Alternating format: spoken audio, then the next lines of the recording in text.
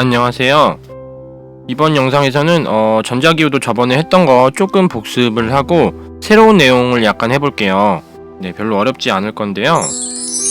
먼저 저번 시간에 했던 거 마지막 부분 다시 한번 정리를 해보면 우리 이런 걸 얘기했었어요. 코일 주변에서 자석을 움직이면 코일에 전류가 흐른다. 이 현상을 전자기 유도라 부른다 그랬죠? 네, 그래서 이 전류를 유도 전류라 부른다 그랬고요. 네, 그 다음에 전류가 흐르는 이유는 전압이 생겼기 때문인데 이 전압을 뭐라 부른다 그랬죠? 5글자인데 네, 이거는 유도 기전력이라 그런다 그랬어요. 그래서 네, 유도 기전력이 클수록 유도 전류가 크죠. 전압이 클수록 전류가 크다는 소리죠. 이거는 무슨 법칙이죠? 중학교 때 했던 건데 옴의 법칙이에요. 네, 그래서 유도 기전력은 코일의 가문수가 클수록 그 다음에 단위 시간당 코일을 통과하는 자기장이 많이 변할수록 크다 그랬어요. 네, 조금 어려운 식이 하나 있었죠? 네, 그래서 요 노란색 코일을 통과하는 자기장을 자기선속이라고 우리가 얘기했어요. 네, 조금 낯선 용어일 수 있는데요. 그 다음에 변하는 게 중요한 거예요. 이 코일을 통과하는 자기장이 크냐 작냐 이게 중요한 게 아니고 얼마나 빠르게 변하느냐가 중요한 거예요. 알겠죠? 그래서 이제 정리를 하면은 코일의 가문수가 클수록 그 다음에 자기선속이 빠르게 변할수록 유도기전력이 크죠? 그래서 유도전류가 크다. 네, 이게 이제 전자기 유도의 내용 중에 일부였고요.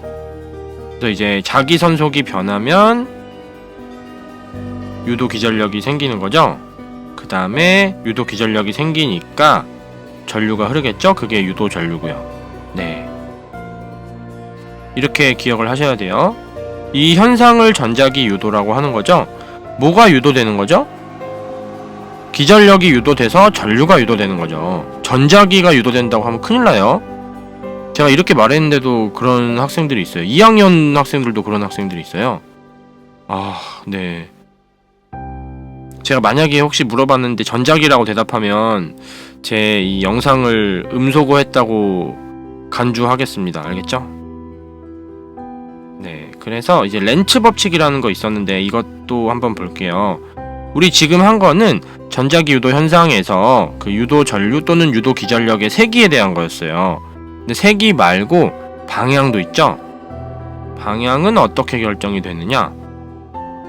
먼저 전자기 유도 현상이 일어날 때 유도 전류는 자석의 운동을 방해하는 방향 또는 자기선속 변화를 방해하는 방향으로 흘러요.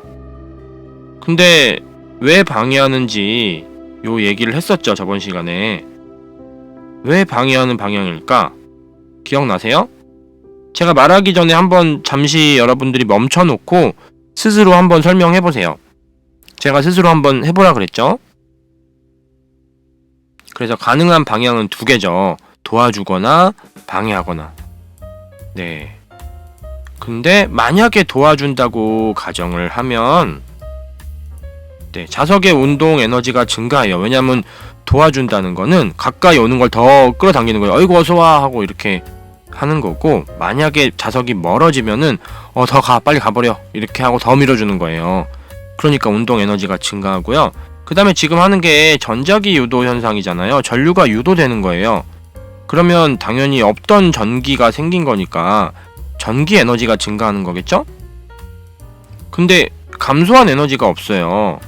네, 증가한 것만 있고, 에너지는 총량이 보존돼야 돼요. 더 생기거나 없어지거나 하지 않고 서로 간의 전환만 가능한 거예요. 그래서 이거는 에너지 보존 법칙이라는 거에 위배되죠. 됐나요? 네, 그래서 이건 모순이라는 소리죠. 네, 그래서 뭐가 모순이냐면 도와준다고 가정한 게 모순인 거예요. 그래서 방해하는 방향이어야만 한다고 결론을 내릴 수 있죠. 네, 그래서 이제 전자기 유도의 에너지 전환을 보면은 여기서는 운동 에너지가 감소해야 되는 거죠. 즉 방해하는 거는 가까이 오는 애는 못 오게 이제 막는 거고, 멀리 떠나는 애는 못 떠나게 잡는 거고. 네, 그러니까 운동 에너지가 감소하는 거죠. 그 감소한 운동 에너지만큼 네, 운동 에너지가 역학적 에너지의 일부죠. 감소한 역학적 에너지가 증가한 전기 에너지 양이랑 똑같다. 네, 됐나요? 네, 이 다음은 실제 예에서 방향을 결정하는 걸 해볼 거예요. 우리 대표적으로 이렇게 그 원통형 철심이 있는 데 여기 도선이 이렇게 감겨 있어요. 네, 그리고 여기 G라고 돼 있는 거는 검류계를 의미해요. 검류계 아니고요. 네, 그 갈바니라는 사람이 있는데 그 사람의 이름을 딴 거예요. 그 사람이 이제 이거를 만들었다고 봐야겠죠? 네, 만들어서 네, 그 이 검류계를 영어로 그 갈바노미러라고 해요. 네, 그 갈바니라는 이탈리아 사람의 이름을 따서 네, 검류계 아니에요. 네, 진짜 재미없다. 네, 그래서 어떤 상황이냐면 먼저 여기 자석이 이렇게 가까이 온다고 해볼게요. 근데 N극 쪽이 가까이 온다고 해볼게요. 네, 이거 그림 제가 다 그렸어요. 대박이죠? 네, N극 쪽이 이렇게 가까이 다가올 때 당연히 유도 전류가 생기겠죠? 전류가 여기 이제 도선에 흐르게 되는데 어느 방향으로 흐르느냐? 방해하는 방향이라면서요? 그쵸? 자석을 가까이 가져가면은 유도 전류가 생겨요. 근데 유도 전류의 방향은 네, 자석의 운동을 방해하는 방향이다. 근데 그 방향이 어디야? 방해하는 건 알겠는데, 그쵸? 그래서 네, 검류계에는 어느 방향으로 전류가 흐를까 따져봐야겠죠?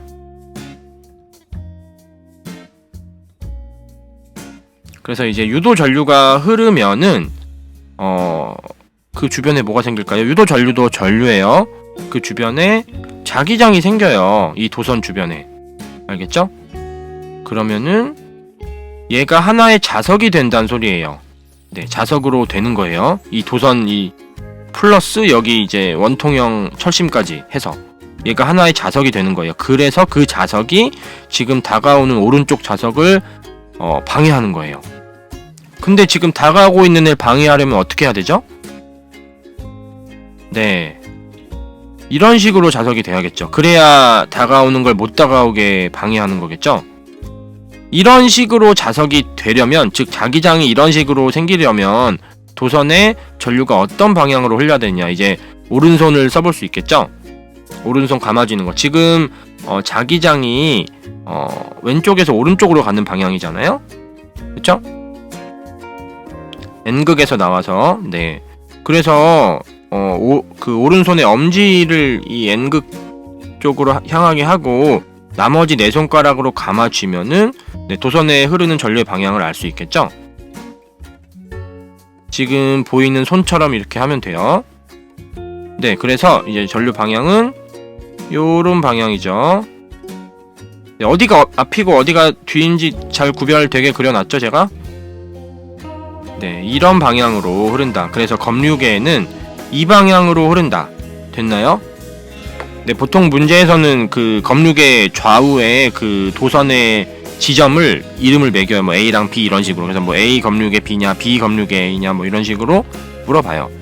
네, 이해됐나요? 이번에는 N극 쪽이 가까이인데 이게 멀어지는 경우를 생각해 볼게요.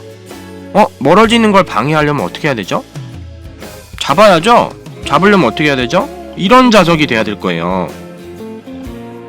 이번에는 그럼 손가락을 오른손 엄지를 이 왼쪽으로 향하게 해놓고 감아보세요. 지금 화면에 나오는 그 손처럼 네, 감으면은 전류 방향을 알 수 있겠죠? 그럼 전류 방향은 이렇게 되겠죠. 이 애니메이션 하느라고 이거 머리 빠지는 줄 알았어요. 네, 이해되세요 이거? 네, 그래가지고 네, 검류계에는 이쪽 방향으로 전류가 흐르는 거다라고 얘기를 할 수 있겠죠. 이해됐나요? 네, 다음 볼게요. 이번에는 S극 쪽이 가까이 다가오는 걸 생각해 볼게요. 네, 그러면은 이걸 또 막아야 되잖아요. 방해해야 되잖아요. 그러면은 이런 자석이 생겨야겠죠. 이런 방향에 자기장이 생겨야겠죠? 그럼 전류가 어느 방향이어야 되냐?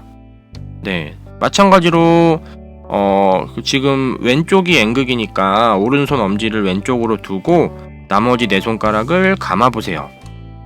네, 그럼 어떻게 될까요? 네, 이렇게 감을 수 있겠죠? 지금 따라 감아 보세요. 손으로 직접. 네, 이렇게 전류가 흘러야 저런 자석이 생기는 거죠. 네, 그래서 검류계는 이쪽 방향으로 전류가 흐른다. 네, 쉽죠? 네, 이번에는 S극이 가까이 있는 상태인데 이 자석이 멀어진다고 한번 해볼게요. 이렇게. 네, 멀어지면 어떻게 하죠? 잡아야죠? 그게 방해하는 거죠? 네, 그러려면 이런 모양의 자석 방향이랑 똑같아야 될 거예요. 네, 즉 자기장 방향이 이런 식으로 돼야 될 거예요. 그럼 마찬가지로 이제 오른손 엄지가 오른쪽을 향하게 손을 만들어 보세요. 즉 손바닥이 저를 향해야겠죠? 그 상태에서 네 손가락을 감아 쥐면은 전류가 이런 방향으로 흐르겠죠. 네, 어렵지 않죠? 전류. 실제로는 전류가 이런 식으로 흐르지 않아요. 이렇게 느리지도 않고 이렇게 한 바퀴만 돌지도 않고, 네, 이쪽 방향으로 뭔가 흐르는 게 존재하는 것도 아니에요. 실제로는. 근데 우리가 편의상 전류의 방향을 이렇게 얘기하는 거예요. 네, 지금 한 얘기는 무슨 말인지 모르겠으면 그냥 네, 무시해도 돼요. 네, 우선 검류계에 흐르는 전류의 방향은 이쪽이죠? 그러면은 만약에 검류계 대신에 LED가 연결되었다면 네, 어떻게 될까? 검류계는 지금 전류가 어느 쪽으로 흐르든 그걸 알아낼 수 있죠? 눈금의 검류계 바늘이 어느 방향으로 움직이는지 그걸 통해서. 그쵸? 근데 LED는 어떤 특성이 있죠? 네, LED는 한 방향으로만 전류가 흘러요. 그게 대표적인 특성이죠. 그래서 전류가 흐를 수 있는 방향이 두 가지인데 그 두 가지 방향에 따라서 LED에 불이 들어오거나 들어오지 않거나, 그러니까 한 방향은 들어오고 한 방향은 안 들어온다는 소리죠. 됐나요? 지금 만약에 여기 검류계 대신에 LED가 있었어요. 근데 만약에 그 LED 연결된 상태가 오른쪽으로 전류가 흐를 수 있는 상태라고 하면은 전류가 오른쪽으로 흐를 땐 LED에 불이 들어오지만 반대로 왼쪽으로 흐를 때는 불이 절대 안 들어오겠죠. 네, 자석을 빨리 움직이고 뭐 코일을 많이 감고 이런 게 상관이 있는 게 아니에요. LED는 그쪽 방향으로 전류를 흐르지 못하게 하는 거예요. 알겠죠? 우선 이번 영상은 여기서 끝을 낼게요.